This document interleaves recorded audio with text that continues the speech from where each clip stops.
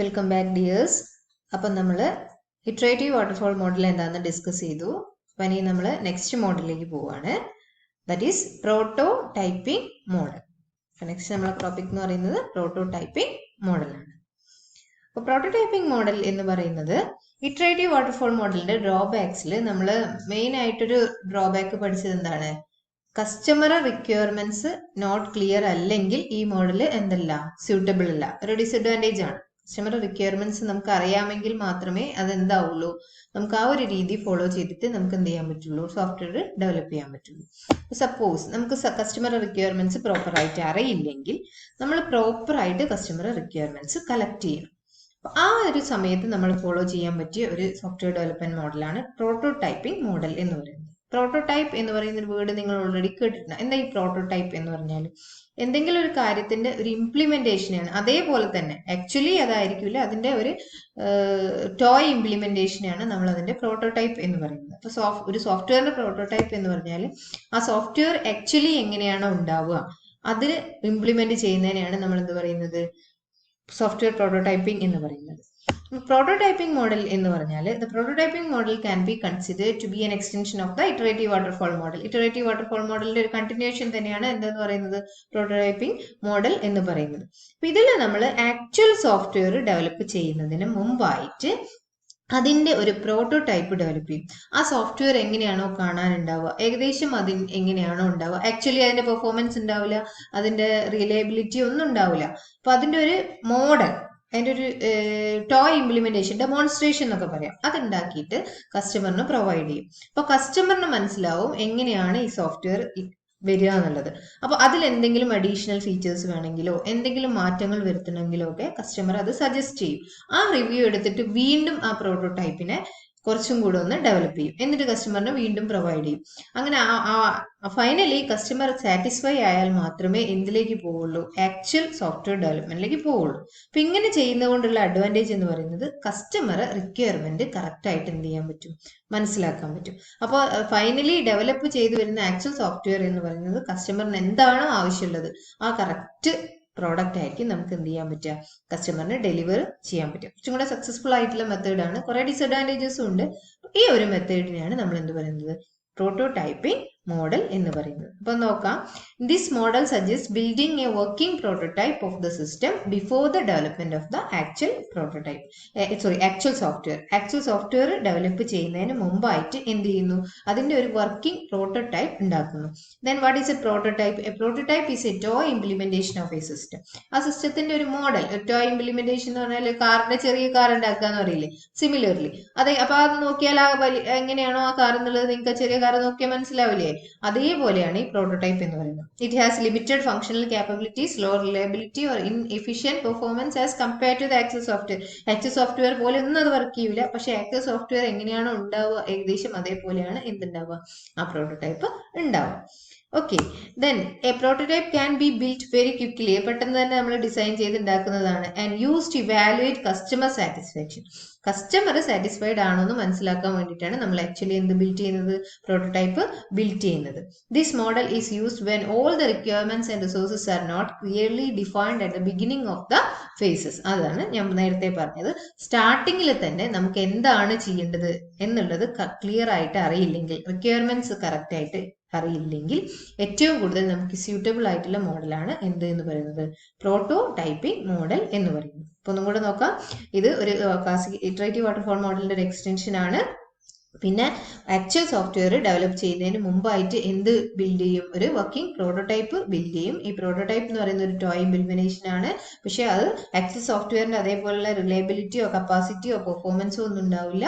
Prototype easy ആയിട്ട് നമുക്ക് build ചെയ്യാൻ പറ്റും. അത് അതേപോലെ യൂസ് ചെയ്യുന്നത് എന്തിനു വേണ്ടിയിട്ടാണ്, കസ്റ്റമറിന്റെ സാറ്റിസ്ഫാക്ഷൻ ഇവാലുവേറ്റ് ചെയ്യാൻ വേണ്ടിയിട്ടാണ്. അത് നമ്മൾ എപ്പോഴും ഇത് സജസ്റ്റ് ചെയ്യുന്നത് ഏതൊരു കണ്ടീഷനിലാണ്, നമുക്ക് ചെയ്യാൻ പോകുന്ന സോഫ്റ്റ്വെയറിന്റെ പ്രോജക്റ്റിന്റെ റിക്വയർമെന്റ്സ് ഒന്നും കറക്റ്റ് ആയിട്ട് അറിയില്ലെങ്കിൽ, നോട്ട് ക്ലിയർ ആണെങ്കിലാണ് ഈ ഒരു മോഡൽ നമ്മൾ ഫോളോ ചെയ്യുന്നത്. അപ്പൊ ഇതാണ് അതിന്റെ ബേസിക് ആയിട്ടുള്ള ഇൻട്രൊഡക്ഷൻ. ഇനി നമുക്ക് പ്രോട്ടോടൈപ്പിംഗ് മോഡൽ എങ്ങനെയാണെന്ന് നോക്കാം, അതിന്റെ റെപ്രസെന്റേഷൻ എങ്ങനെയാണെന്നുള്ളത് നോക്കാം. Phases of prototyping model. അപ്പൊ prototyping model of software development is shown in figure. ഇതാണ് ആ പ്രോട്ടോടൈപ്പിംഗ് മോഡൽ എന്ന് പറയുന്നത്. അപ്പൊ ഈ ഒരു ഡയഗ്രാം നോക്കിയാൽ തന്നെ നിങ്ങൾക്ക് അത് എങ്ങനെയാണ് വർക്ക് ചെയ്യുന്നത് മനസ്സിലാവും. Requirement gathering, cook, design, refine, build prototype, customer evaluation of prototype, refine requirements, incorporating customer suggestions. അപ്പോൾ ഈ ഒരു ഭാഗം ശ്രദ്ധിക്കുക. ഇതിനെവിടെ നിങ്ങൾ നോക്കി ഈ ഭാഗത്തിന് പ്രോട്ടോടൈപ്പ് ഡെവലപ്മെന്റ് എന്നാണ് ക്ലാസിഫൈ ചെയ്തത്. ഇപ്പൊ പ്രോട്ടോടൈപ്പ് ഡെവലപ്മെന്റ് എന്ന് പറഞ്ഞാൽ നമുക്ക് ആദ്യം കുറച്ചൊരു റഫ് ആയിട്ട് റിക്വയർമെന്റ് ഉണ്ടാവും. എന്താണെന്ന് ഏകദേശം ഒരു ഐഡിയയിലാണ് നമ്മൾ പ്രൊജക്ട് സ്റ്റാർട്ട് ചെയ്യില്ലല്ലോ. അപ്പൊ ആ കിട്ടിയ ഐഡിയ വെച്ചിട്ട് ഒരു റിക്വയർമെന്റ് വെച്ചിട്ട് പെട്ടെന്ന് ഒരു ഡിസൈൻ ഉണ്ടാക്കും. ഏകദേശം ആ സോഫ്റ്റ്വെയർ എങ്ങനെയാണ് ഉണ്ടാവുക എന്നുള്ളതിന്റെ ഒരു ഡിസൈൻ ഉണ്ടാക്കും. അതിനെയാണ് ക്വിക്ക് ഡിസൈൻ എന്ന് പറയുന്നത്. അത് വെച്ചിട്ട് നമ്മൾ ആ ഒരു ഡിസൈൻ ഉണ്ടാക്കും. അത് വെച്ചിട്ട് നമ്മൾ ആ സോഫ്റ്റ്വെയറിനെ ഡെവലപ്പ് ചെയ്യും. ഒരു പ്രോട്ടോടൈപ്പ് ഉണ്ടാക്കും. ദെൻ അത് കസ്റ്റമറിന് സപ്ലൈ ചെയ്യും. കസ്റ്റമർ അത് ഇവാലുവേറ്റ് ചെയ്തിട്ട് അവരുടെ സജഷൻസ് പറയും. ഇതിൽ എന്തൊക്കെ ആഡ് ചെയ്യണം, എന്തൊക്കെ ചേഞ്ചസ് ആണ് വരുത്തേണ്ടത്. അതാണ് റിക്വയർമെന്റ്സ്. അതിനനുസരിച്ച് നമ്മൾ റിക്വയർമെന്റ്സ് വീണ്ടും മാറ്റിക്കൊണ്ടിരിക്കും. വീണ്ടും ഡിസൈൻ ചേഞ്ച് ചെയ്യും. അത് വീണ്ടും പ്രോട്ടോടൈപ്പിൽ മാറ്റങ്ങൾ വരുത്തും. അത് കസ്റ്റമറിന് കൊടുക്കും. ഈ ഒരു പ്രോസസ്സ് റിപ്പീറ്റഡ്ലി ചെയ്യും. എന്ത് വരെ? Acceptance by the customer. Customer പറയാണ് yes this is the software, ഞാൻ വിചാരിച്ച സോഫ്റ്റ്വെയർ ഇതാണ് എന്ന് കസ്റ്റമർ പറയുന്നത് വരെ ഈ ഒരു പ്രോസസ്സ് എന്ത് ചെയ്തുകൊണ്ടിരിക്കും? റിപ്പീറ്റ് ചെയ്തുകൊണ്ടിരിക്കും. അപ്പോൾ കസ്റ്റമറിന്റെ ആവശ്യം കറക്റ്റ് മനസ്സിലായി കഴിഞ്ഞാൽ അത് വെച്ചിട്ട് ഫൈനൽ സോഫ്റ്റ്വെയർ ഡിസൈൻ ചെയ്യും. പിന്നെ ഈ ഒരു ഭാഗം ഇറ്ററേറ്റീവ് മോഡലാണ്. ഇത് നിങ്ങൾ നേരത്തെ നമ്മൾ ഇറ്ററേറ്റീവിൽ പഠിച്ച അതേ സാധനം തന്നെയാണ്. Design, coding, testing and maintenance. Okay, അപ്പൊ ഇതിൽ ഓരോ ഫേസിൽ എറർ വന്നാലും തിരിച്ച് മറ്റേ ഫേസിലേക്കൊക്കെ പോകാൻ പറ്റും. അതുകൊണ്ടാണ് ഇങ്ങനെ എഴുതിയത്. ഈ ഒരു അതാണ് ഇറ്ററേറ്റീവ് ഡെവലപ്മെന്റ്. അപ്പൊ ഇതിന്റെ ഫേസസിനെ നമുക്ക് the software is developed through 2 major activities. ഏതൊക്കെയാണ്? ഒന്ന് പ്രോട്ടോടൈപ്പ് ഉണ്ടാക്കുക എന്നുള്ളത്, ദാറ്റ് ഈസ് പ്രോട്ടോടൈപ്പ് ഡെവലപ്മെന്റ്. രണ്ടാമത്തത് ആ പ്രോട്ടോടൈപ്പ് ഫൈനലൈസ് ചെയ്ത് കഴിഞ്ഞ് റിക്വയർമെന്റ് കംപ്ലീറ്റ് ആയിട്ടും എടുത്തു കഴിഞ്ഞാൽ അതിനെ ബേസ് ചെയ്തിട്ട് the actual software iterative waterfall model ഉപയോഗിച്ച് ഡെവലപ്പ് ചെയ്യാം. ഇങ്ങനെ 2 ഓപ്പറേഷൻസ് ആണ് ഇതിൽ നടക്കുന്നത്, പ്രോട്ടോടൈപ്പിംഗ് മോഡലിൽ നടക്കുന്നത്. അപ്പൊ നിങ്ങൾക്ക് ക്ലിയർ ആയിട്ടുണ്ടാവും എന്ന് വിചാരിക്കുന്നു. വളരെ സിമ്പിൾ ആണ്. ആദ്യം നമ്മൾ ഉണ്ടാക്കാൻ പോകുന്ന സോഫ്റ്റ്വെയറിന്റെ ഒരു മോഡൽ ഉണ്ടാക്കിയിട്ട് കസ്റ്റമറിന് സപ്ലൈ ചെയ്യുക. കസ്റ്റമറിന്റെ സജഷൻസിനെ ബേസ് ചെയ്തിട്ട് നമ്മളെ റിക്വയർമെന്റ്സ് വീണ്ടും വീണ്ടും റിഫൈൻ ചെയ്യുക. എന്നിട്ട് ഫൈനലി കസ്റ്റമർ ആ പ്രോട്ടോടൈപ്പ് ആക്സെപ്റ്റ് ചെയ്ത് കഴിഞ്ഞാൽ, ഇതേപോലുള്ള ഒരു സിസ്റ്റം മതി എനിക്ക്, ഇതേപോലുള്ള സോഫ്റ്റ്വെയർ മതി എനിക്ക് എന്ന് ആക്സെപ്റ്റ് ചെയ്ത് കഴിഞ്ഞാൽ പിന്നെ നമ്മൾ ആക്ച്വൽ സോഫ്റ്റ്വെയർ ഡെവലപ്മെന്റിലേക്ക് കടക്കുക. ആ ആക്ച്വൽ സോഫ്റ്റ്വെയർ ഡെവലപ്മെന്റ് നമ്മൾ ഫോളോ ചെയ്യുന്നത് ഏത് മോഡലാണ്? ഇറ്ററേറ്റീവ് മോഡലാണ്. അപ്പൊ ഇതിന്റെ ഒരു കോമ്പിനേഷൻ ആണ് ഇത് പ്രോട്ടോടൈപ്പിംഗ് മോഡൽ എന്ന് പറയുന്നത്. അപ്പൊ പ്രോട്ടോടൈപ്പ് ഡെവലപ്മെന്റിൽ നമ്മൾ എടുക്കുന്ന സ്റ്റെപ്സ് നമ്മൾ ഓൾറെഡി ഡിസ്കസ് ചെയ്തു. ഫസ്റ്റ് സ്റ്റെപ്പ് എന്താണ്? Prototype development start with an initial requirement gathering phase. നമുക്ക് ഓൾറെഡി എന്താണ് ചെയ്യേണ്ടതെന്ന് ഒരു ഐഡിയ ഉണ്ടാവും. ഒരു സ്റ്റാർട്ടിംഗ് റിക്വയർമെന്റ്സ് എടുത്തിട്ടുണ്ടാവും. അത് വെച്ചിട്ട് സ്റ്റാർട്ട് ചെയ്യും. അതിൽ ഒരു ക്വിക്ക് ഡിസൈൻ ഉണ്ടാക്കും. Then the developed prototype is submitted to the customer for evaluation. ആ ഒരു ഡിസൈനും പ്രോട്ടോടൈപ്പും എന്ത് ചെയ്യും? നമ്മൾ കസ്റ്റമറിന്റെ ഇവാലുവേഷന് വേണ്ടിയിട്ട് സബ്മിറ്റ് ചെയ്യും. Based on the customer feedback requirements വീണ്ടും എന്ത് ചെയ്യും? Requirements are refined and the prototype is suitably modified എന്ന് പറയുന്നത്. റിക്വയർമെന്റ്സിൽ മാറ്റം വരുത്തും, പ്രോട്ടോടൈപ്പ് മോഡിഫൈ ചെയ്യും. ഇത് എത്ര വരെ ചെയ്യും? This cycle of obtaining the feedback and modifying the prototype continues till the customer approve the prototype. Customer ആ പ്രോട്ടോടൈപ്പ് അപ്രൂവ് ചെയ്യുന്നത് വരെ ഇതെന്ത് ചെയ്യും? കണ്ടിന്യൂ ചെയ്യും. അതിനുശേഷം ഇറ്ററേറ്റീവ് വാട്ടർഫാൾ മോഡൽ എന്ന് പറയുന്ന കൺസെപ്റ്റ് യൂസ് ചെയ്തിട്ട് ആക്ച്വൽ സോഫ്റ്റ്വെയർ ഡെവലപ്പ് ചെയ്യുകയും ചെയ്യും. Once the customer approves the prototype, the actual software is developed using the iterative waterfall approach. Okay, ഇതാണ് പ്രോട്ടോടൈപ്പിംഗ് മോഡൽ എന്ന് പറയുന്നത്. നിങ്ങൾക്ക് ക്ലിയർ ആയിട്ടുണ്ടാവും എന്ന് വിചാരിക്കുന്നു. അപ്പൊ ഇതില് നിങ്ങൾ ഈ ഡയഗ്രാം വളരെ ഇമ്പോർട്ടന്റ് ആണ്. ഡയഗ്രാം മനസ്സിലാക്കുക. ഇതിന്റെ ബാക്കി സ്റ്റെപ്സ് ഒന്നും നിങ്ങൾ എഴുതേണ്ടത് എന്താണെന്ന് മനസ്സിലാക്കിയാൽ മതി. പിന്നെ ആ 2 ഫേസസും മനസ്സിലാക്കുക. പ്രോട്ടോടൈപ്പ് എങ്ങനെയാണ് ഡെവലപ്പ് ചെയ്യുന്നത് എന്നുള്ള സ്റ്റെപ്പും എന്താണ് ഇറ്ററേറ്റീവ് ഡെവലപ്മെന്റും. ഓക്കെ, ഇത് ക്ലിയർ ആയിട്ടുണ്ടാവുമെന്ന് വിചാരിക്കുന്നു. ഓക്കെ, ദെൻ ഇതിന്റെ അഡ്വാൻറ്റേജസ് എന്തൊക്കെയാണ്? അഡ്വാൻറ്റേജസ് ഒക്കെ നമ്മൾ ഇപ്പോൾ ഓൾറെഡി ഡിസ്കസ് ചെയ്തു. എന്താ അഡ്വാൻറ്റേജ് എന്ന് പറഞ്ഞാൽ it provides higher customer satisfaction and get reviews from the customer. വളരെ കസ്റ്റമർ സാറ്റിസ്ഫാക്ഷൻ, കാരണം അയാൾക്ക് അറിയാം അയാളുടെ ഉപയോഗിക്കാൻ പോകുന്ന പ്രോഡക്റ്റ് എങ്ങനെയാ വരുന്നത് എന്നുള്ളത്. അല്ല, അയാൾ പറയുന്ന മാറ്റങ്ങൾ വരുത്തിയിട്ടാണ് നമ്മൾ അത് എന്ത് ചെയ്തത്? ഡെവലപ്പ് ചെയ്തത്. Requirements can change easily. നമ്മൾ ഒരു പ്രാവശ്യം റിക്വയർമെന്റ്സ് എടുത്തു കഴിഞ്ഞാലും കസ്റ്റമറിന്റെ ആവശ്യത്തിനനുസരിച്ച് അത് എന്ത് ചെയ്യാം? ചേഞ്ച് ചെയ്യാം. അപ്പോൾ അതുകൊണ്ട് തന്നെ അതിന് ആക്സെപ്റ്റൻസ് കൂടുതലായിരിക്കും. It means this model has high adaptability. Adapt ചെയ്യാൻ പറ്റും, ബിക്കോസ് നമ്മൾ പറഞ്ഞ രീതിയിലുള്ള ഒരു ഔട്ട്പുട്ടാണ് നമുക്ക് കിട്ടുന്നത്. Errors can be removed so fast and yearly hence it saves A lots of cost. പിന്നെ എറർ വരാനുള്ള സാധ്യത നമ്മൾ ആക്ച്വൽ സോഫ്റ്റ്വെയർ ഡെവലപ്മെന്റിലേക്ക് വരുന്ന സമയത്ത് എറർ വരാനുള്ള ചാൻസ് വളരെ കുറവാണ്. കാരണം നമ്മൾ കറക്റ്റ് റിക്വയർമെന്റ്സ് എടുത്തിട്ടാണ് എന്ത് ചെയ്യുന്നത്, നടത്തുന്നത്. It gives high flexibility. Flexible ആണ്, ബിക്കോസ് നമുക്ക് എല്ലാം അറിയാം, ബിഗിനിങ്ങിലെ എല്ലാം മനസ്സിലാക്കാനുള്ള ഓപ്ഷൻ ഉണ്ട്. അതുകൊണ്ട് high flexibility. Prototype model increases the involvement of customers. കസ്റ്റമേഴ്സിന്റെ ഇൻവോൾവ്മെന്റ് വളരെയധികം കൂടുതലാണ്.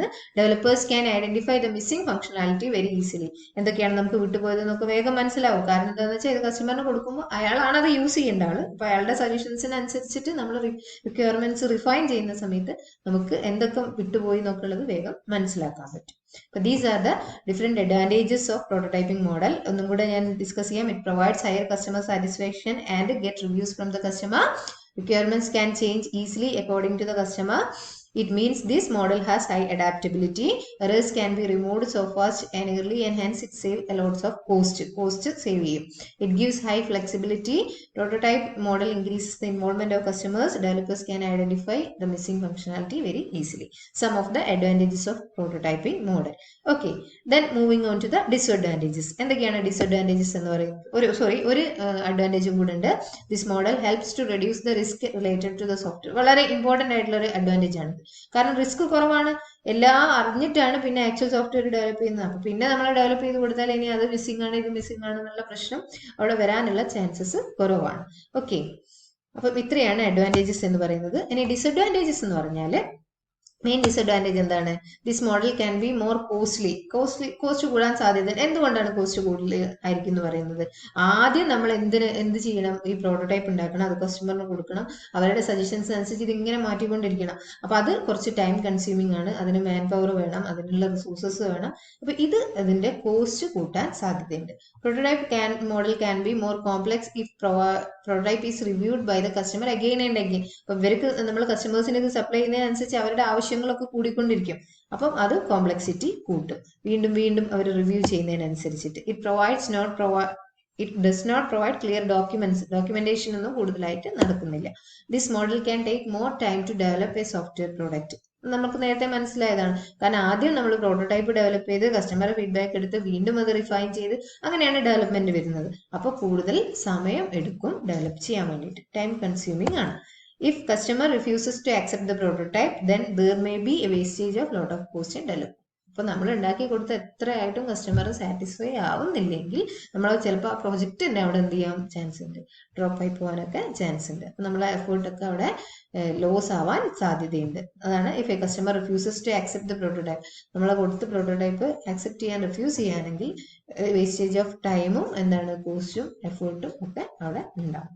ഓക്കെ, അപ്പോൾ ഇത്രയാണ് അതിൻ്റെ ഡിസ്അഡ്വാൻറ്റേജസ് എന്ന് പറയുന്നത്. എന്നാലും കസ്റ്റമർ റിക്വയർമെന്റ്സ് കൂടുതലായിട്ട് നമുക്ക് അറിയില്ലെങ്കിൽ, അല്ലെങ്കിൽ നമുക്ക് ഡെവലപ്പ് ചെയ്യാൻ പോകുന്ന സോഫ്റ്റ്വെയറിനെ പറ്റി കൂടുതൽ അവയർനെസ് ഇല്ലെങ്കിൽ നമുക്ക് ചെയ്യാൻ പറ്റുന്ന ഏറ്റവും നല്ലൊരു മോഡലാണ് ഇതെന്ന് പറയുന്നത് പ്രോട്ടോടൈപ്പിംഗ് മോഡൽ. അപ്പോൾ നിങ്ങൾക്ക് ഡെവലപ്മെന്റ് മോഡൽസിന്റെ വ്യത്യാസം മനസ്സിലാവുന്നില്ലേ? ഓരോ സാഹചര്യത്തിൽ നമുക്ക് നല്ലോണം അറിയുമെങ്കിൽ നമുക്ക് ക്ലാസിക്കൽ വാട്ടർഫോൾ മോഡലോ ഇറ്ററേറ്റീവ് വാട്ടർഫോൾ മോഡലോ ഒക്കെ ഫോളോ ചെയ്യാം. അപ്പോൾ വലിയ ഐഡിയ ഇല്ലെങ്കിൽ നമുക്ക് ഏത് മോഡൽ ഫോളോ ചെയ്യാം? പ്രോട്ടോടൈപ്പ് മോഡൽ ഫോളോ ചെയ്യാം. അപ്പൊ ഇങ്ങനെ ഇതുകൊണ്ടാണ് ഡിഫറെന്റ് മോഡൽസ് ആയിട്ട് നമ്മൾ പഠിക്കുന്നത്. നമ്മൾ ഡെവലപ്പ് ചെയ്യാൻ പോകുന്ന സോഫ്റ്റ്വെയറിനെ ബേസ് ചെയ്തിട്ട് നമുക്ക് ഇതിൽ ഏത് മോഡൽ വേണമെങ്കിലും ഫോളോ ചെയ്തിട്ട് എന്ത് ചെയ്യാം? സോഫ്റ്റ്വെയർ ഡെവലപ്പ് ചെയ്യാം. അപ്പൊ നിങ്ങൾക്ക് ക്ലിയർ ആയിട്ടുണ്ടാവുമെന്ന് ഞാൻ വിചാരിക്കുന്നു. പിന്നെ നമ്മൾ ഡിസ്കസ് ചെയ്തത് ഇറ്ററേറ്റീവ് വാട്ടർഫോൾ മോഡലും പ്രോട്ടോടൈപ്പ് മോഡലും രണ്ടും വളരെ ഇമ്പോർട്ടന്റ് ആണ് കേട്ടോ. പ്രോട്ടോടൈപ്പിംഗ് മോഡൽ എന്നൊക്കെ പറയുന്നത് വളരെ ഇമ്പോർട്ടന്റ് ആയിട്ടുള്ള മോഡലാണ്. നിങ്ങൾക്ക് എല്ലാവർക്കും മനസ്സിലായിട്ടുണ്ടാവുമെന്ന് വിചാരിക്കുന്നു. എല്ലാവരും ഇതിന്റെ രണ്ടിന്റെയും നോട്ട് എഴുതി സബ്മിറ്റ് ചെയ്യാം. ഓക്കെ, ഇനി എന്തെങ്കിലും ഡൗട്ട്സ് ഉണ്ടെങ്കിൽ നിങ്ങൾ ഡിസ്കസ് ചെയ്യുക. ആരും ഡൗട്ടൊന്നും ചോദിക്കാറില്ല, പക്ഷെ എന്തെങ്കിലും ഡൗട്ടൊക്കെ ഉണ്ടെങ്കിൽ നിങ്ങൾ ചോദിക്കുക. അപ്പം എല്ലാവരും സേഫ് ആയിട്ടിരിക്കുന്നു എന്ന് വിചാരിക്കുന്നു. എല്ലാവരും സേഫ് ആയിട്ടിരിക്കുക. Okay, thank you.